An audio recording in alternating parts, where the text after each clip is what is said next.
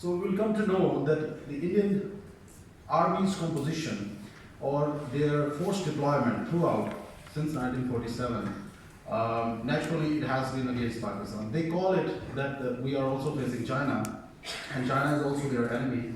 But if we analyze their force deployment, so you'll come to know that most of their force deployment is on Pakistan plain areas and the desert areas. And most of their strike force, most of their force posture is focused on Pakistan, especially the 2 Corps, which is rightly deployed here. It has got the 50% strike capability of the Indian Army. So which gives us an idea that their future strategy would definitely be against Pakistan. So this is what the region tells you about. That this region is highly dangerous region in the world because both countries are forest countries sharing border, and there are many issues to discuss. If we move forward, just a quick glimpse on the previous doctrine. Why the Indian military is coming up with the new doctrines? It means that Pakistan is coming up with adequate answers, maybe. So if we quickly analyze previously, in the 80s they had a doctrine, Sundarji doctrine, which we definitely have read in many articles. What was that? That articles was, it forced with mechanization, rapid thrusts, deeper thrusts to cut Pakistan into 2.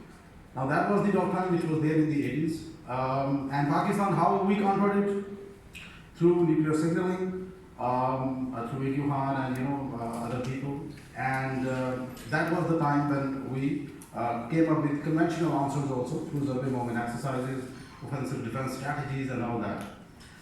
But in 2003, post-nuclearization, over-nuclearization, after the Indian Parliament attack, India brought about 800,000 troops to the border. Now that was the situation when Pakistan also quickly carried out counter mobilization within no time, and we were there on the border, within a few days. But India took almost 3 weeks to mobilize their 3 corps, which were deployed deep inside India, Ambala, Mathura, and Bhopal.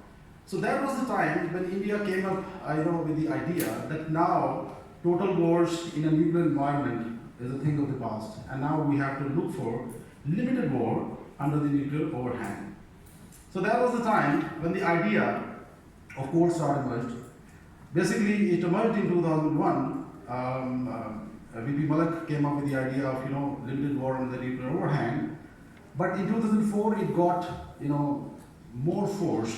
It got more supporters in India, and they came up with the notion that now fighting a total war is not possible. So we must go for limited, quick strikes inside Pakistan. So that was the time when the Indian Army came up with the idea of Cold Start doctrine. They never accepted officially. In 2017, their Army chief said, yes, we have got some doctrine, which is kind of proactive military operation or Cold Start doctrine. So what was Cold Start doctrine? I think we have read so much about it, so I'll quickly go further. It's a limited war doctrine under the nuclear overhang. Within 72 to 96 hours, they are going to attack Pakistan on multiple locations. This was the idea behind that doctrine. And this doctrine would be operationalized through IPGs, integrated battle groups, which could be deployed on the border, like pivot corps, the holding corps, which are on the border. They will be equipped with offensive weapons, so they can initiate quick operations within no time. But they could not operationalize it after 2008 Mumbai attacks. 177 people killed, and why they could not operationalize it? Because of the limited offensive strike capabilities, lack of adequate military muscle. So in 2008 they came up with another idea, hybrid war in 2008. Now hybrid war, as it suggests, it's not a new term. But it has always been there in India-Pakistan context. We have been, engaged against each other since 1947. This type of warfare, in which we try to capitalize on the socio-economic vulnerabilities, internal security, and other issues, ethno-nationalism, and other things. So we'll discuss it in coming slides. So in 2008, they came up with re-emphasized and a new form of hybrid war against Pakistan, which led to severe damages to Pakistan. In 2011, when Pakistan came up with tactical nuclear weapons and Pakistan linked it to the Cold Start Doctrine and also said that the forced spectrum deterrence also came in place. So the idea of Cold Start, it became shaky for India. So in 2012, they came down more and they introduced another doctrine in 2012 which talked about subconventional warfare operations like surgical strikes, in which their air force can go. The idea was that their air force can go to certain areas, they can carry out strikes and then come back unhurt. So the idea of surgical strike was coined in 2012 officially, although the hot pursuit ideas were there previously also, but in 2012 they came up with this idea. Okay. And in 2017, their Joint Armed Forces Doctrine, they re-emphasized this idea again, that now, since we cannot go for total war, since we cannot go for shallow maneuvers under Cold Start, so let's go for a surgical strike. And they build up. And ultimately, in 2018, they came up with the Land Warfare Doctrine 2018, in which they re-emphasized all these things. And it's I would say, a khichdi of all these previous doctrines. So let's quickly now understand what this doctrine is about and how they are going to operationalize this doctrine in future, whether they can do it or not. So first thing which they talked about in this doctrine was the multi-front scenario. You might have seen or listened to many their army chiefs and air chiefs that now Indian military is capable to fight two-front war against China and Pakistan. This is the official statement. But when it comes to reality, so their land warfare is mainly, or their military, their army capabilities are mainly, as I told you, they are deployed against Pakistan. So it means this doctrine is focused and aimed at Pakistan, which we must understand. How they are going to operationalize it? They again came up with the idea of IBGs, integrated battle groups. As I told you, in 2004, they came up with this idea of IBGs, which they practiced in 2005, Vajra Shakti exercise, and they named it pivot course previously. And what was the idea? According to General J.J. Singh at that time, the idea was to equip the holding corps which are deployed on the border with offensive weapons so they can initiate quick operations backed by their strike force later on. Now, what is IBG? And now these IBGs, previous IBGs were division size force. The Indian division size probably 23,000, 25,000 previously. Now, they became shallower. Now they have reduced the size. Now they say these IBGs would be 8 to 10,000 troops, equipped with all these offensive capabilities, air defense, artillery, and integrated logistics and others. So they reduce the size of the force, and they want an agile force, a quick force, which can carry out multiple incursions within no time. So in modern times, the warfare has become quick and intense. Another important point in Land Warfare Doctrine 2018 is the force modernization. Okay, you gave a doctrine. Now, if you don't have adequate forces, how will you operationalize it? Modi says, Rafael hota to jang ka natija kuch aur hota. So that is the shortage. That is the weakness of Indian military, which he highlighted. Now, force modernization, they says if you want to operationalize this doctrine, you must modernize your force. Now, if we analyze their force modernization pattern recently, they have equipped themselves. They are trying. Their force modernization process is lukewarm actually, due to corruption, bureaucratic hurdles, and all that. But slowly and gradually, they are adding up new technologies. Like for example, currently they possess about 33 squadrons.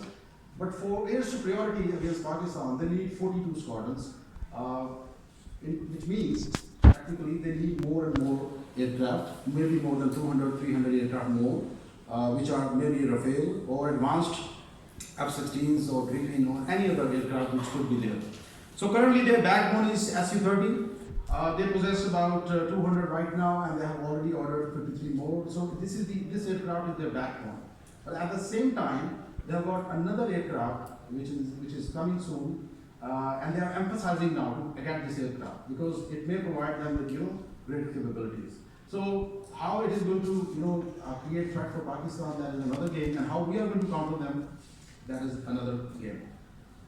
Other than that, the important thing in force modernization is the logistic and transport supplies, which is crucial when you carry out operations. And in strategic studies, we have read this throughout, start from Changia Patalia to Sun Tzu and others. They all emphasized on the logistics and transport. How quickly you can reinforce your forces, how quickly you can bring upon new weapons and fuel and other things. So that is also important. So they are adding up new technologies with the help of Americans, like Hercules, Globemaster, and Chinook helicopters, and these things are going to fill their operational gaps.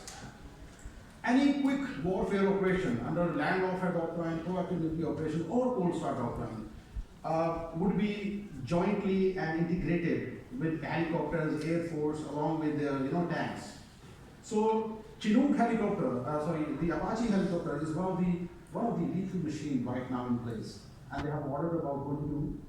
They are going to add more 11 specifically for their army. The other 22 would also be available for whenever they need, when it comes to the operations. So Chinook helicopter, Apache helicopter along with their modern tanks would be a lethal combination for Pakistan to counter with. They are coming up with these things. Other important factor in force modernization, the ISR capabilities of the country. They are adding up these technologies since 2004.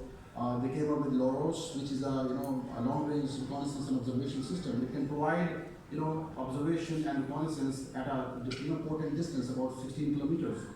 So it can give you advanced information about the enemy. Along with that, they have also practiced the network-centric warfare capabilities. In 2005, they initiated this program, and they name it Force Multiplication Command Post, in which they are going to integrate the information from AWACS, from satellites, from other assets with the commander in his bunker or in his room. So it is going to integrate the battle. And since 2004, they have practiced all these things in their military exercises, which we have came up. Battlefield surveillance radar, it can provide good tracking against the enemy. Along with that, weapon locating radar. Now recently, last year there was a report that we have lost more than 138 soldiers on the border in last few years because of the accurate strikes from across the border. Now these are the weapon locating radars which can provide accurate location of the enemy's artillery, mortar sites, rocket sites, and others. So currently they have in place 40 such type of latest radars in 2017-18, and they are creating problems for us. In line with it, the indigenous AWACS, although they are having others also with the help of Russia and Israel, but this is their indigenous, and they are trying to fill these gaps with these capabilities. UAVs are another important factor which is there for surveillance and reconnaissance, and they are in deal with Israel since 1999. They have got many others, but the most recent deal is the Heron TB, which drone has the ability to carry out armed strikes against insurgents also, or any other military assets if they want in the future.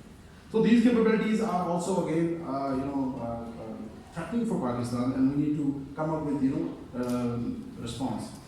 Harpy missile is a suicidal type of drone which targets the radars.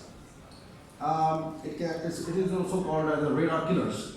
So if your radars are gone, so you can well imagine that you are blind in sky. In that category, they came up with another drone which is a Harop missile, and it is an advanced version of this Harpy missile. They got it from Israel actually, and it has a payload of about 1,000. It has a range and a payload of 15 kg. And the threatening thing of this particular asset is that it hover over the target for 6 hours, and it can take out Pakistan's bunkers, Pakistan's assets in the field, your command and control vehicles, and your important strategic sites on the battlefield in the future. So these things need to be gathered. In that category, the Indians, their space program is in advanced stage. Much better than Pakistan. We must understand and we must highlight these things so we can also build up these capabilities. In 2009, they came up with the Restart 2 spy satellite. This satellite can provide 24/7 observation against enemy, and it is a serious threat for us. And in that category, they also added these satellites, specific, designated satellites for the Navy, for the Army, and for the Air Force in the last few years. So all these capabilities are going to boost their overall capabilities, and they can easily look into our strategic installations, their troop movement, deployment, or missiles in the field, maybe in the battlefield. So all these things are going to give India an information edge against Pakistan. So we have also got such capabilities in F-16s, maybe in the F-Thunders, and AWOCS, but still we are a little behind in the space program, which must be enhanced. Last is the infantry. Their modernization is also important since India is a big army. So they launched many programs like FinSAS in 2005. They scrapped it. They replaced it with the other two programs in which they are going to improve their soldier with all these gadgets. So it would take time. It would take time. It is not going to come in quickly, but it's a slow process. But they are in process to improve their soldier and its ability in the battlefield. The backbone of the Indian Army is T-90 tanks. Currently, they possess about 900. They are adding more, and they are going to add more and replace their T-72 and other tanks, which is their vintage tank, I would say. Currently, their 18 regiments are equipped with T-90 tanks, and they want to replace it with their 35 regiments with T-90 tank by they gave a deadline of 2020, but I don't think they can achieve this. It would take time. Slowly and gradually, they are going to replace all their tanks. And now let me tell you one thing: China's all tanks, they possess night vision capabilities. Pakistan's almost 80% tanks, they possess night vision capabilities, and India's 50% tanks, they possess night vision capabilities. So that is the lagging which is there in the Indian Army, and they are trying to work on these things, and this is the reason they could not operationalize their Cold Star Doctrine or any other operation, proactive military operations. These capabilities, air defense, without potent air defense, they cannot operationalize any proactive or any quick and swift operation against Pakistan. And they are in deal with Russia and Israel to add these capabilities so it can give India a confidence which they are lacking today, tomorrow. So they can easily counter Pakistan's F-Thunders or F-16s or missiles, because these capabilities, there are ways to dodge this system also, but still it would give India confidence to repeat these type of things which they did in the recent past. So these capabilities are also there. The artillery is very important, and previously their Bofors artilleries, they were outdated. They could not improve it due to some corruption charges in the 80s, but now they are coming up with artillery with the help of the South Koreans, with the help of the Americans, with the help of the indigenous industry is also improving in collaboration with other countries. So this particular thing is also going to create a serious challenge for Pakistan, the border, and we need to understand this.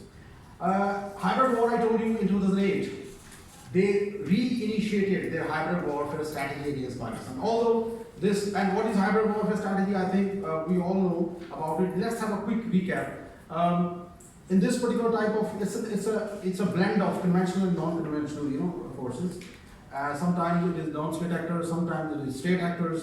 They carry out, the enemy is flexible and fluid. They carry out offensive diplomacy, just like we have seen recently, regionally, they try to boycott SARC. They are trying to, malign Pakistan in the UN and others. Fake media campaigns, engineered social movements, and many other things are there, which are there as hybrid warfare strategy. Now, and this strategy is there. 1971 was the classical example of hybrid warfare strategy, and since then they have been using different spies, to create subversion in Pakistan. We captured many, we killed many, but this thing is there. After 2008, very important thing, happened. When they realized they cannot operationalize their Cold Star Doctrine after Mumbai, so they came up with the idea to form a secret unit in the Indian Army, Tactical Service Division. It was established under General V.K. Singh's command. So since 2008, it has carried out primarily it was tasked with 3 operations. one against Naxalites in the eastern side, one in Indian Kashmir to buy the loyalties of the Kashmiri leaders, and third was interestingly against Pakistan. Under this particular strategy, they carried out many attacks inside Pakistan since 2008. If you analyze the GH2 attack and the Mehran base attacks and many other Peshawar attack and others, in which many people, especially the Pakistan security institutions, they were targeted. So this is part of it. But interestingly, they also targeted the core leadership of Hafiz Saeed, Lashkar Taiba.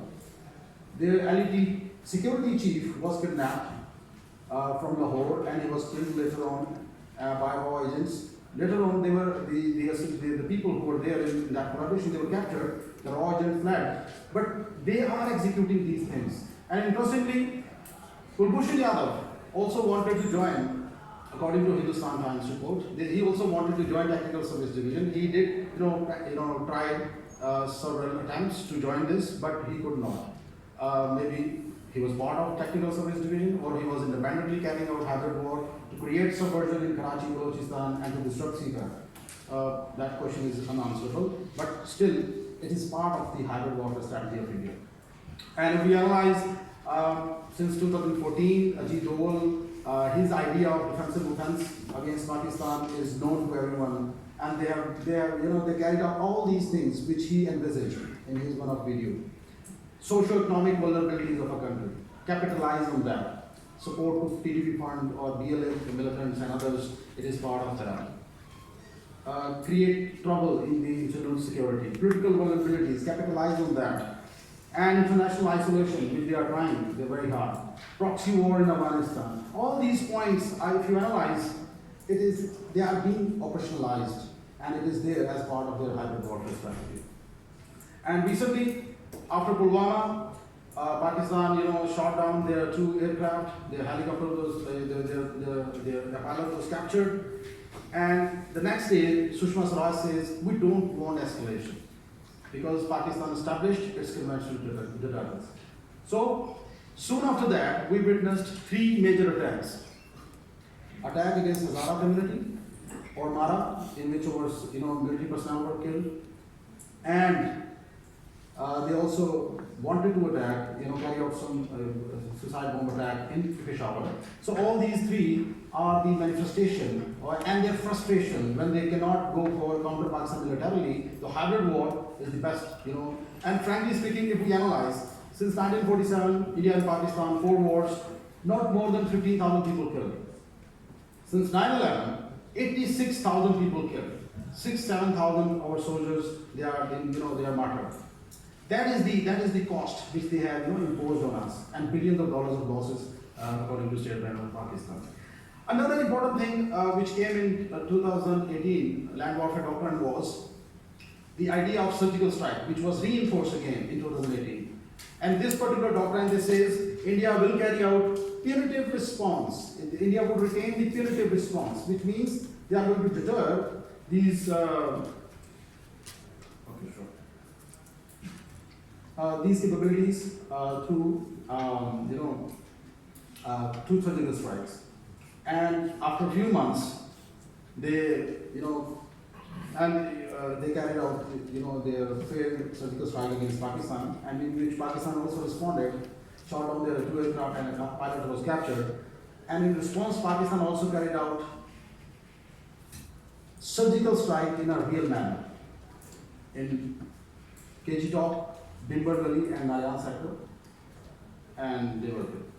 So I think I must conclude my presentation, since we have got many other things to show. If sir give me last 1 minute, so we can conclude that. Another important thing which they talked about was the alliances, military diplomacy, which they are already having with Israel, Russia, US, and other countries, and they are trying to improve their capabilities. Classically, they are applying the Champion-Kupalia's 6-fold policy, which also focused on the peace, war, neutrality, and marching alliance double policy. So alliance is being there, and they are adding up these things. They also emphasize that we must practice bed practice, or bed test about the IPGs.